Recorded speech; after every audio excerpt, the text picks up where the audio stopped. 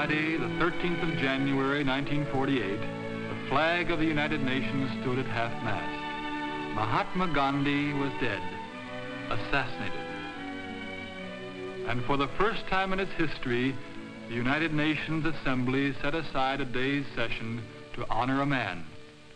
Not the head of a state, a general, a king, but a lone man who, without army, riches, or political alliance, had been called the most powerful man of the 20th century.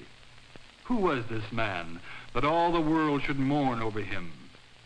5 feet 5 inches tall, wearing a hand-spun cotton loincloth like the poorest of India's untouchables. What then was the power of this man? Mohandas Karamchand Gandhi was born in Porbandar in western India on October 2nd, 1869. His Indian forefathers had long ago discovered infinite sources of power unknown to the scientists of the Western countries. This force is to be found not in chemistry or physics, but in the spiritual nature of men. The Indian people call this power the Atma. A man of unusual spiritual force is called a Mahatma, a great soul. While young Gandhi was a law student in London, England, he began to probe more deeply for an understanding of the nature of life, of truth, of love, of power. He studied not only his law texts, but 2 books which he believed to be the most important literature in existence. One was the Bhagavad Gita, the most ancient sacred book of India, and the other, the Bible. In the Gita, Gandhi learned about love, the force that holds people together and causes them to rise above themselves. There are good and evil in every man, but when a person loves, he strengthens the good in those about him. Truth, combined with love, is the greatest force in all the earth. Gandhi was to call its use non-violence, satyagraha, a greater power than that of the largest gun or bomb or army. In the Bible, especially in Jesus' Sermon on the Mount, young Gandhi found profound answers to his profound questions. The Gita and the Bible together offered to Gandhi's people the way of freedom and self-realization, and to these beliefs he eventually gave his life. Graduating from law school at the age of 22, he returned to India in 1891. He was sent to South Africa to represent the law firm of Dada Abdullah, and there Gandhi rose to great success and personal wealth. But the appalling social conditions all about him weighed on his mind with increasing heaviness. Neglecting his law practice, he began to teach and demonstrate the power of nonviolence, which he had discovered in the Gita and the Bible. In 1915, this amazing man, now 46, returned to his India. Multitudes of people gathered to hear his message of hope for freedom and dignity. He told them their weapon was non-violent resistance against the political forces that had held them in crushing bondage. On August 1st, 1920, Lokmanya Tilak died, the Indian leader of the Congress Party. He had been a man of fiery militant spirit, but he had recognized Gandhi as his political heir, the mild, slight man of the gentle spirit. The Congress Party, which had been organized in 1885, had become the central force in India's fight for freedom. And with Gandhi as its leader, the Congress Party established goals for a new India. The people of the Untouchables caste must be given equality and dignity.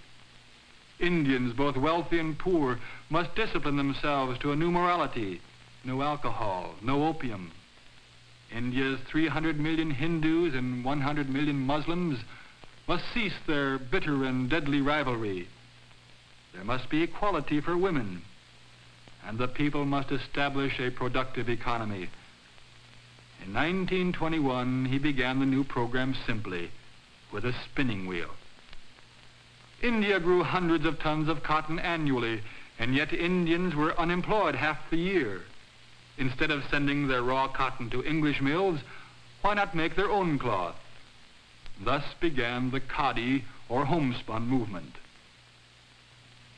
And the women were being freed. The veils were coming off their faces.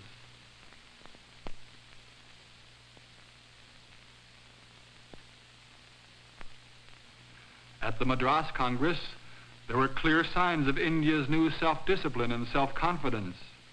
Gandhi came, his hands pressed together in the Hindu greeting which means, "My love and reverence to the God in you." When the 1928 Calcutta Congress convened, India was boycotting British goods and refusing to take jobs with the English government, but under no provocation did an Indian harm an Englishman. In 1930, Gandhi told the people about a letter of protest he had written to the British Viceroy, Lord Irwin. In the letter, he had voiced the Indians' bitter complaint about the type of British rule which reduced them to political serfdom. Great Britain has even taken from the Indian the right to make his own salt from his own sea, and yet Britain levies a tax on that salt when the Indian then has to buy it. Let there be a conference to discuss these many wrongs, he pleaded. Otherwise, he must try to point out to the British the evil that they did. He and some of his friends would do this by a non-violent march to the sea at Dende, where Gandhi himself would break the salt laws. The Viceroy answered through a secretary. No conference. On March 12th of 1930, at 6:30 a.m., a slight man, 61 years old, clothed in a homespun loincloth, moved against the British Empire. With 79 disciples, he started a 200-mile walk to the sea. Others began to join him.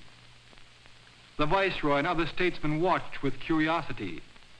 Still greater crowds joined him. From all over India they came. Journalists from other countries were flown in to report on this march, this protest, this feeble and farcical protest, this far-reaching and fearsome protest. Each day he stopped for an hour to spin. He spoke to the crowd saying, "If any violence is shown against the British, then no matter what ends are gained, the march will have failed." On April 5th, they reached the sea. Then Gandhi marched into the sea, and from it he took a pan of water to be refined into salt. All along the shores of the sea, thousands moved in, each with a container to take out the water, distilling it, gathering the salt in great mounds. Soldiers came and confiscated the salt, but even yet more was distilled. Gandhi was arrested. People across the world, even the American and French governments, spoke out, questioning the British action. In India, millions of people demonstrated their impassioned protests. Soldiers and police sought to quell the multitudes with riot clubs. Still, no hand was raised against the British.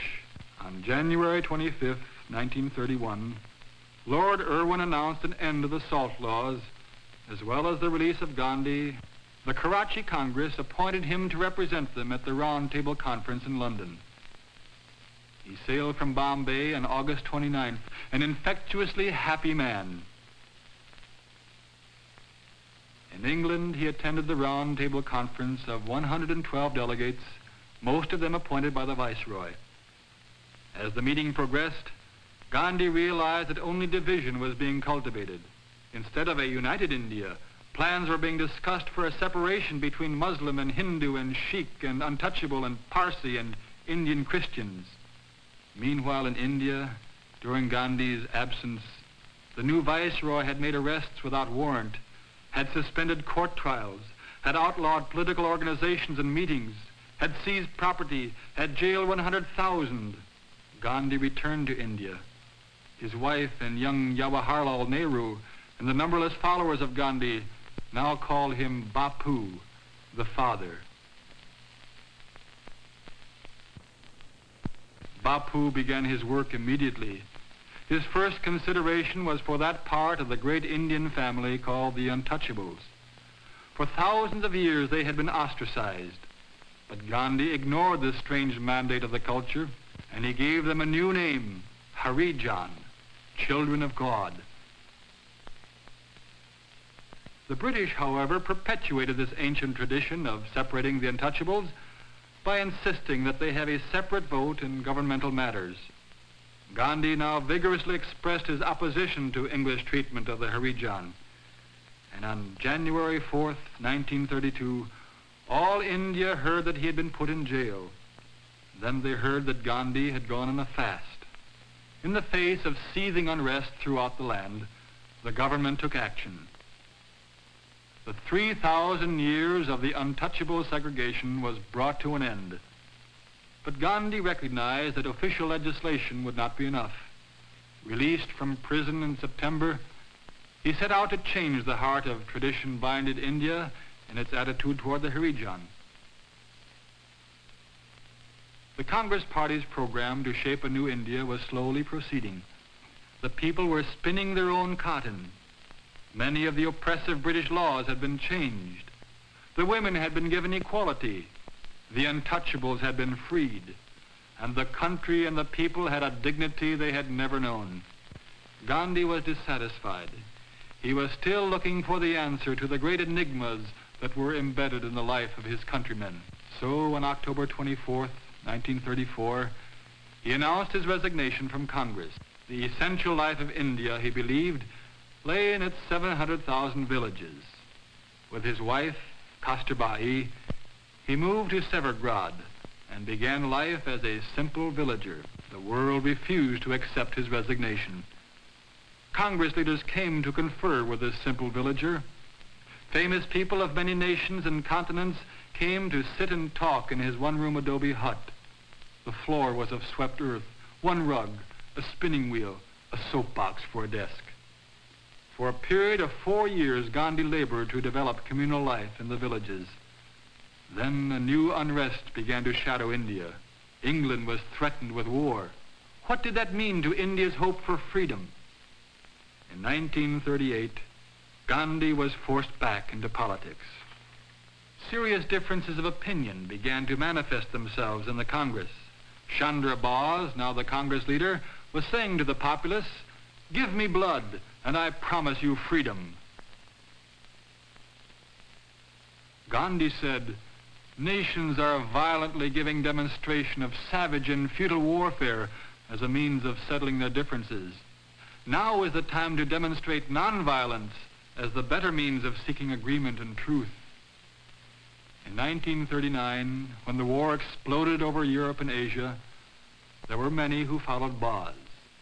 Nonviolence was too idealistic, too difficult, too slow. On March 22nd, 1942, Sir Stafford Cripps met with the Congress leaders and proposed that a new Indian constitution be drawn up after the war. Gandhi called this proposal a post-dated check and left the meeting not to return. He now had but 2 words to say to their English overlords: "Quit India." These words electrified India. They set off an outburst of demonstrations throughout the land. The jails were filled far beyond their capacity. Gandhi and Kasturbai were among the prisoners. And while imprisoned, Gandhi's beloved Kasturbai died, her head in her husband's lap. For 62 years they had been married. Gandhi said of her, "She was more of me than I was of myself." After a dangerously weakening fast, the 75-year-old man was released from prison on May 6th. 75 years. What had been accomplished? Muslim and Hindu were hatefully engaged in outbreaks against each other. Britain still held India in a crushing grip. The world's warring temperament was creeping over Gandhi's people. Still he went on, working, searching, praying. Then, on historic August 12th, 1946, Jawaharlal Nehru, Gandhi's friend, was commissioned by Sir Archibald Wavell to form the Indian government. While the new premier reviewed the troops at the frontier, Gandhi quietly and patiently traveled among the Muslims and Hindus who were at civil war with each other. But he went to Noakhali, a district 80% Muslim, on a pilgrimage of personal penance because Gandhi believed he shared the guilt for this internal strife.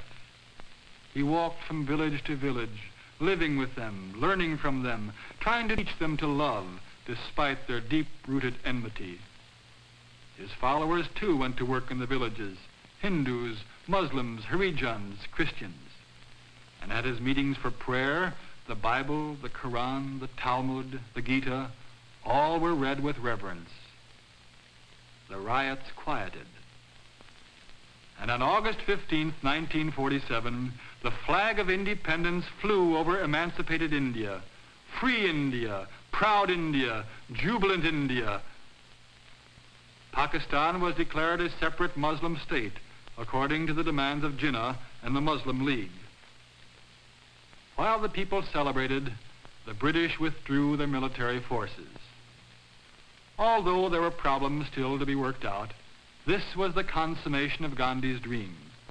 India stood before all nations as a symbol that nonviolence can be an invincible force. It can bring about the peaceful solution of international differences. And so independence came to India. And at the center of all, Gandhi, father, Bapu.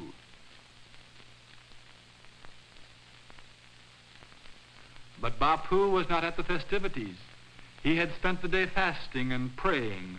There was still much work to do. He was growing old. His days were drawing close. On January 30th, 1948, at 5:30, Gandhi went from Birla House to his prayer meeting. A man who feared Gandhi's teaching and power stepped forward and bowed to him. The man fired a gun. And so Mahatma Gandhi, a great soul, finished with his life. At dawn they dressed him in the loincloth which he had spun, and which throughout the world had become a respected symbol. There were garlands of flowers. The flag of India was draped over him. After the procession, the body was burned. And the ashes were sent to 6 continents and to all parts of India. But the spirit of the man had long preceded the particles of ash. His spirit was alive in the land, releasing truth, drawing people into relationships of understanding and trust, achieving dignified human stature, demonstrating the invincible power of love.